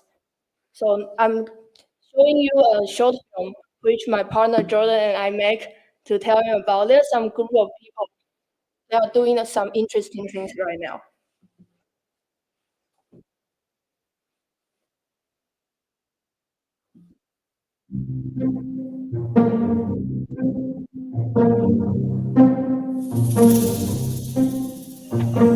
Koala.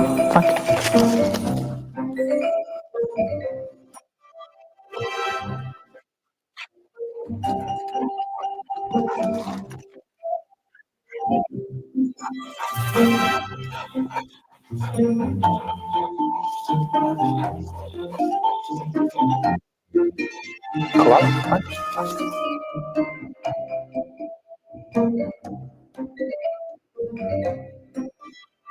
Hi, I'm Lynn Baker. I'm Jack Nesbitt.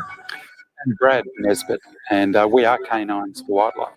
We're an ecological consultancy business that runs conservation and protection dogs, mostly focusing on endangered species detection and monitoring. And we're a family.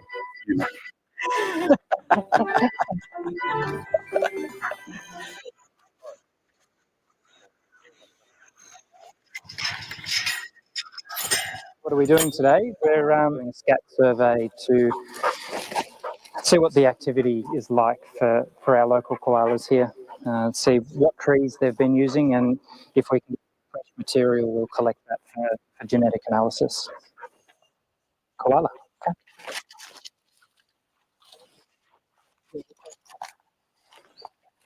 When the koalas poop, basically, there's skin cells that get left on the outside of the scat, which is like the shiny mucus layer. So in conditions like this, we're looking for the really fresh stuff. So it's like a lime green colour, shiny and a little bit slimy. Max is so experienced now with his koala detection that often he's already picking up koala once we've got out of the car before we even get to the site.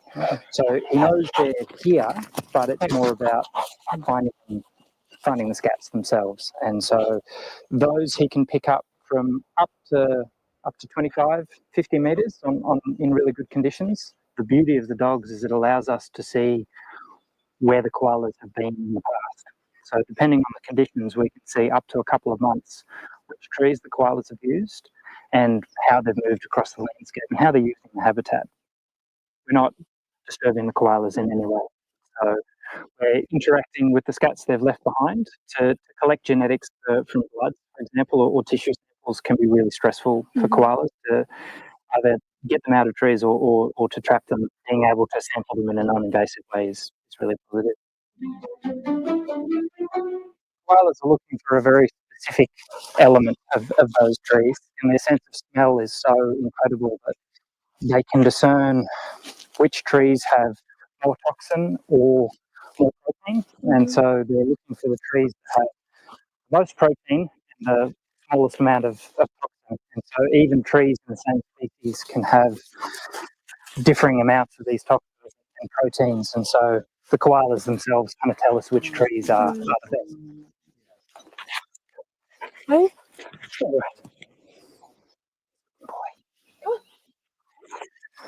You can see there he came back and got us, and he's picked up over here, so you can see that behaviour as he moves back and forth in and out of the odour cone.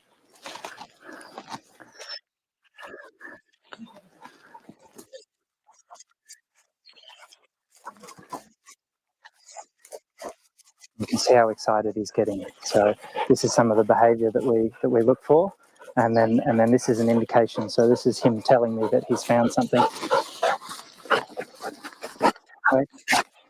Oh, sneezes.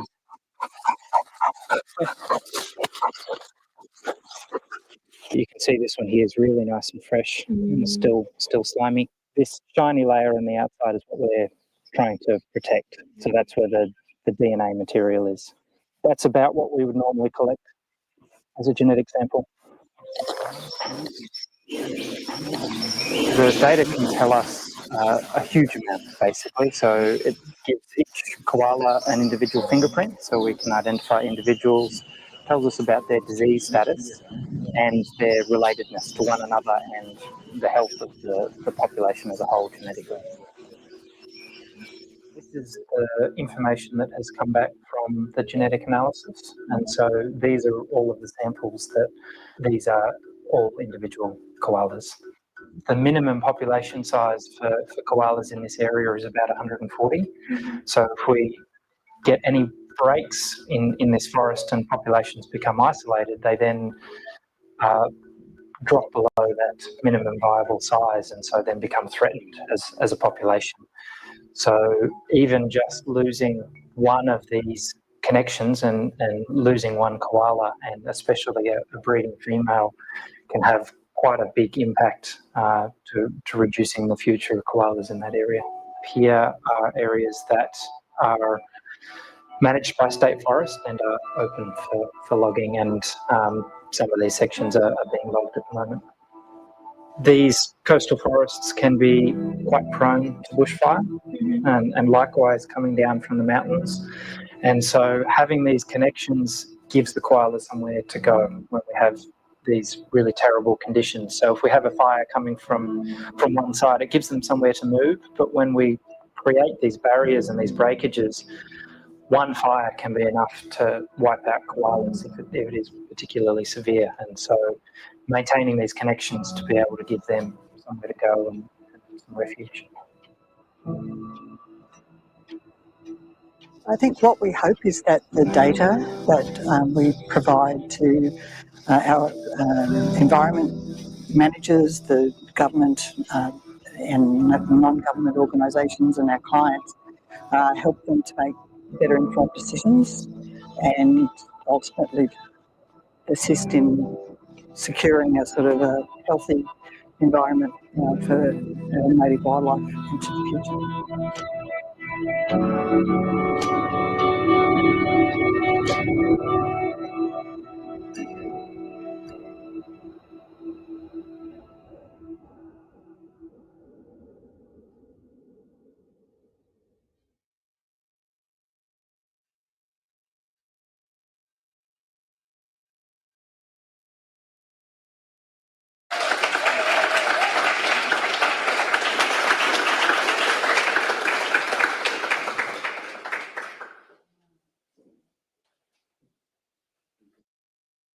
Okay.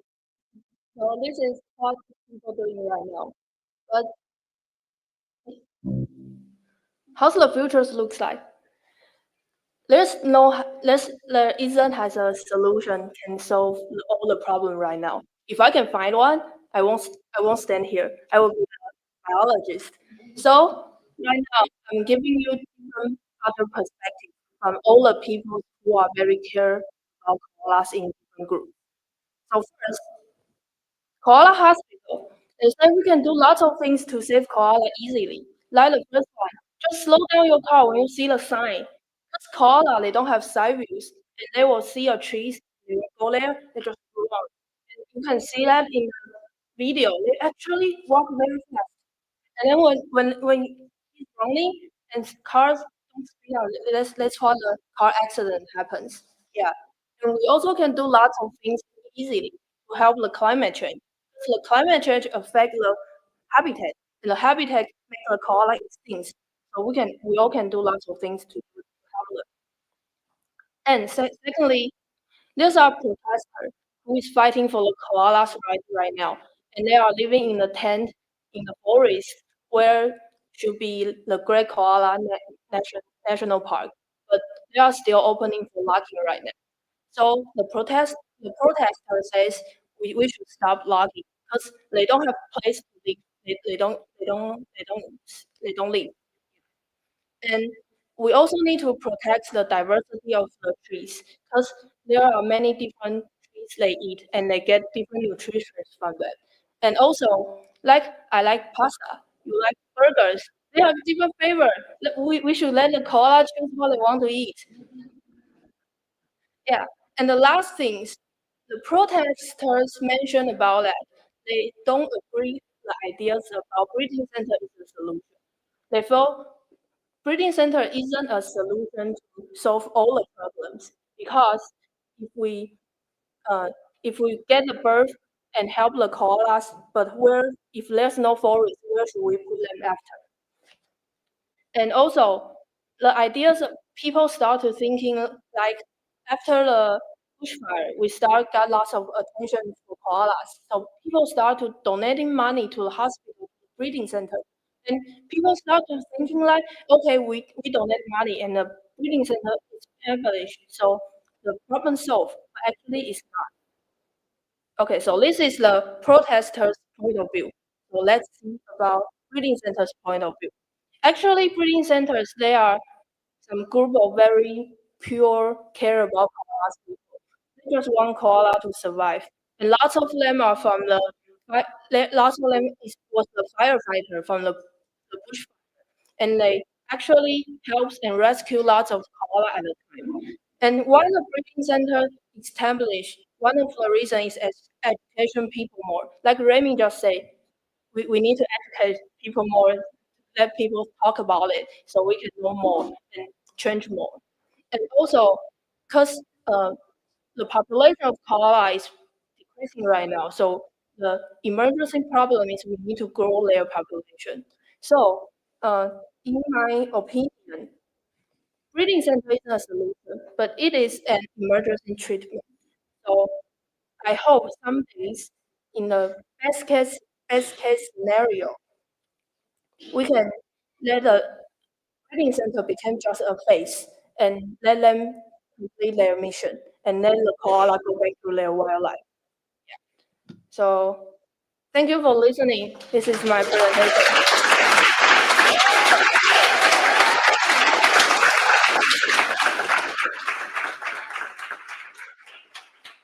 Great work, Cha. Thank you for sharing the story in this wonderful film. Great stuff. We immediately go to the next project. This is Anna. Please show us your project on the frog.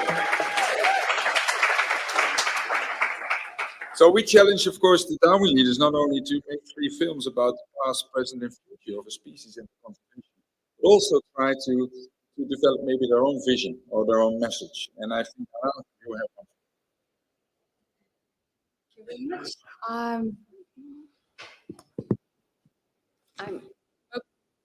Thank you very much. Before getting to this video, I would like to thank everybody who will be on the film and my videographer partner, Tom, and Darwin200, and everyone who has supported this.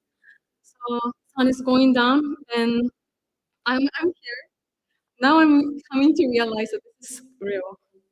I couldn't imagine this 2 weeks ago.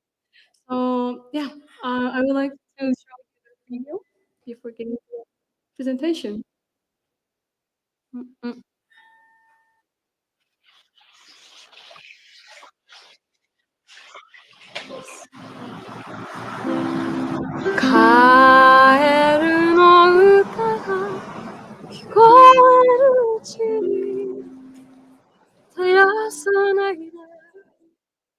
My name is Anna. I'm from Japan.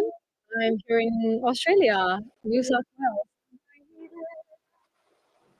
I'm here with Darwin200 project to learn about coral reef frogs, which is one of the most endangered species in Australia. I'm a singer and a keen voyager. Over time, I've become more aware of how the dominance of Western science has contributed to the current environmental crisis. This concerns me, especially as Western science continues to hold a dominant position in shaping how we interact with nature.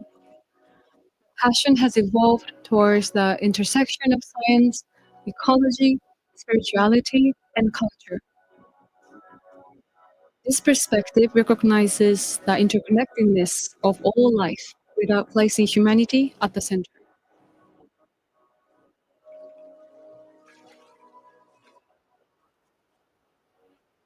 Now let's meet Corbury frogs. The frogs are split into two species, southern and northern Corbury frogs.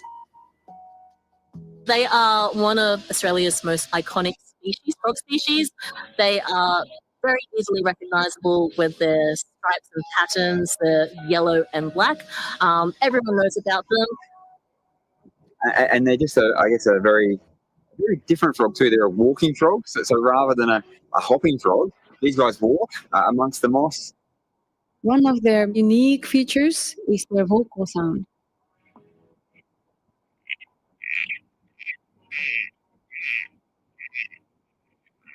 Corbury frogs were once abundant in their ecosystem. In those sphagnum bogs habitat systems throughout Kosciuszko National Park, the Corbury frog used to form like the greatest biomass of all the animals there combined. So there was that many Corbury frogs. The weight of all those Corbury frogs was more than the other species found in those systems. So very dense, lots of large numbers. So what happened to them? The primary threat is the chytrid fungus, which was brought into Australia around 1980s by humans. Secondarily to that, there's climate change. Climate change has been a big factor too. Yeah. And not so much in terms of driving their declines, but because their population is so low as it is, any extra threat is compounded. That makes it a lot worse. They are the indicators of both aquatic and terrestrial health, playing a critical role in the nutrient cycle and maintaining both environments. So the amount of ants, for example, that they would eat in the ecosystem would have been huge. So no doubt that the effect of the decline over the last 20 or 30 years has been felt, and would no doubt have kind of altered the balance of the invertebrates within those ecosystems now without their presence. The same within the pools of the tadpoles we're eating. They also serve as indicators of us humans too. Seeing frogs in the interconnectedness of all life, including us humans, I think their decline signals a fragility within ourselves. Not only that, we are losing the stories we've carried on through generations. Aboriginal communities in Australia, you can find very deep connections with Corbury frogs. The name Corbury is coming from the gathering of Aboriginal people who live in the snowy mountain where the Corbury inhabits. They call out the Corbury frog or Gayak when they came to the high country. If the frog called back, they could continue on through to their ceremony grounds. In Japan, traditionally, frogs are intimately connected to daily life. They are often found in the rice fields, a vital crop in our culture. Farmers have long appreciated them for controlling pests, protecting the crops. This idea also resonates with animism, a belief system from Japan, which recognizes the spiritual essence in all beings, including frogs. I see some significance in culture because that has been connecting us with human and non-human beings. In Japan, the word frog is kaeru, but kaeru can mean different things. It can mean returning. So it's often associated with good fortune, good things. Kaeru also means changing something. So if we change, they might return. If I change, if I make efforts, if I change, they might return.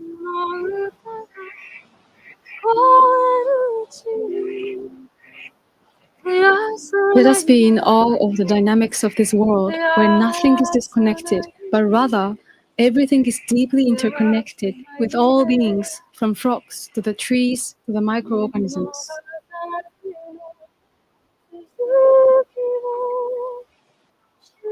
In the next video, we go to Taronga Zoo to learn the current works being done to conserve the Corbury frogs. I just made it up yesterday.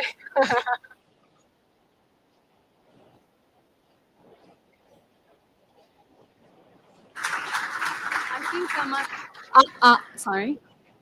Thank you very much for watching the video, and thank you again very much to Tom, my videographer partner. Before getting to the presentation, I'm really curious to ask one question. How many of how many of you knew about Strawberry Frogs before watching this? Quite a lot, because it's a wildlife observation, maybe. How many have how many of you have heard about the connections with Aboriginal communities, like stories behind? Oh, I'm glad to see. Yeah, several. Thank you, thank you. Right, thank you. Oh. So my my presentation title is A Call for Returning. And as I've talked briefly in the video, my approach might be a little bit different from the background. I see nature within the interconnectedness in this really entangled world, all life and all beings on earth, not only the creatures. And I would like to, my passion really grows when there's scientific, ecology, cultural, spiritual fuse with environments. So that is my approach. So I think I have some, you have already some ideas about Strawberry Frogs. And what I have done for in the past week was to visit Taronga Zoo, and I really thank the Taronga Zoo staff members who were welcoming me, our team. And Dale on the right was one of the person I met. To be really honest, before coming here, I didn't like zoo very much, and that it's not yeah. Back in Japan, I have more negative ideas, more than positive images, and yeah. So, but coming here, I really learned very different viewpoints. To learn what the zoo's actually doing, and I learned, and I came to be really convinced that the zoo is the lifeline for the crisis. Because in the wild, there are, it's said that there are only 50 or less than 50 in the wild as a population of coral frogs. So it's really significant. They are keep doing breeding projects in facilities. And I also learned that there are more than 1,000 tadpoles we introduced in the wild by the work of Taronga Zoo. And in this video you can find on YouTube, because I think not many of you who knew about Strawberry Frogs knew the story behind. I would like to also mention again that there is a really tight connection between Strawberries and Aboriginal communities. I was really interested that they back in the time, communities who live in that snowy mountain area where the Strawberries inhabits. For the ceremony, they walk on the lands, and when they go on the lands, they call it Gayak, right? And if they call back Gayak, that means that they're allowed to continue through the path onto the land. Yeah. So, yeah. So this was really interesting story for me because it really connects with my perspectives to try to see nature a little bit different from science-dominated values, but more from interconnectedness. And when humans are not in the center, or when we look at nature, and yeah, you might have found some pictures already. Actually, my videographer Tom said that he's gonna get a tattoo of that frog. You can see on the left. WhatsApp me if you really got it, because I'm really curious if you really do. Yeah, so some of you might have heard about animism. I think I have some influence from that spiritual system from Japan that people find really, spirits in all beings, not only the creatures. It could be even this, could be even everything. So this way of viewpoints also made me really connected to the original stories too. So I think my key message here today is to look at the world, or the nature, not as an observer, but reflect on nature more within yourself. Not always taking actions, maybe. I'm sure that taking action is really essential. But sometimes we can reflect more within ourselves. And I hope you find some space within yourself. Before concluding, yeah, this is the reference. Actually, I can sing a little bit of the song. Yeah. So as I said, I hope that we do not get separated from each other.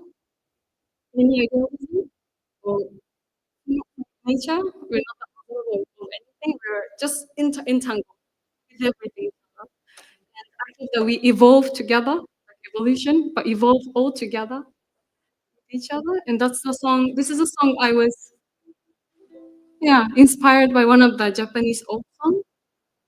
I made it up literally like 1 week ago.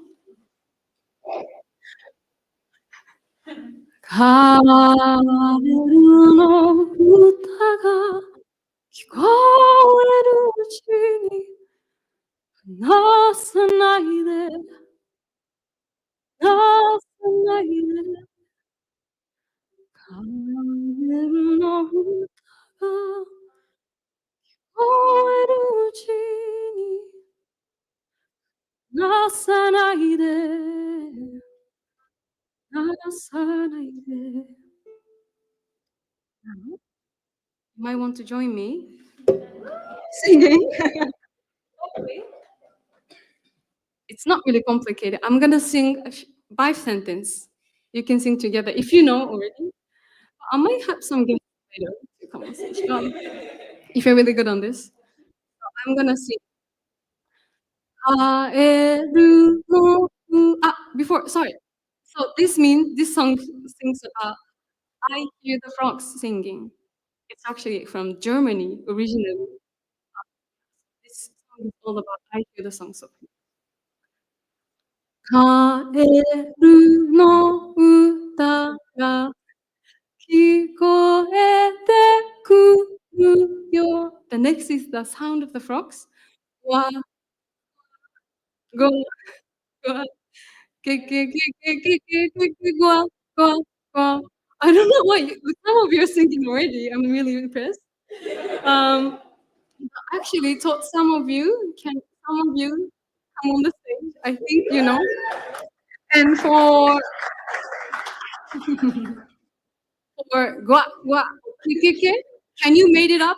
It could be a repeat in your imagination. If you have. 3, 2. We do that. Maybe. Yep. There's. We got the chorus of the frogs. So 3, 2, 1. カエルの歌が聞こえてくるよ。ごわ、ごわ、ごわ、ごわ、けけけけけけけけ、ごわ、ごわ、けけけけけけけ、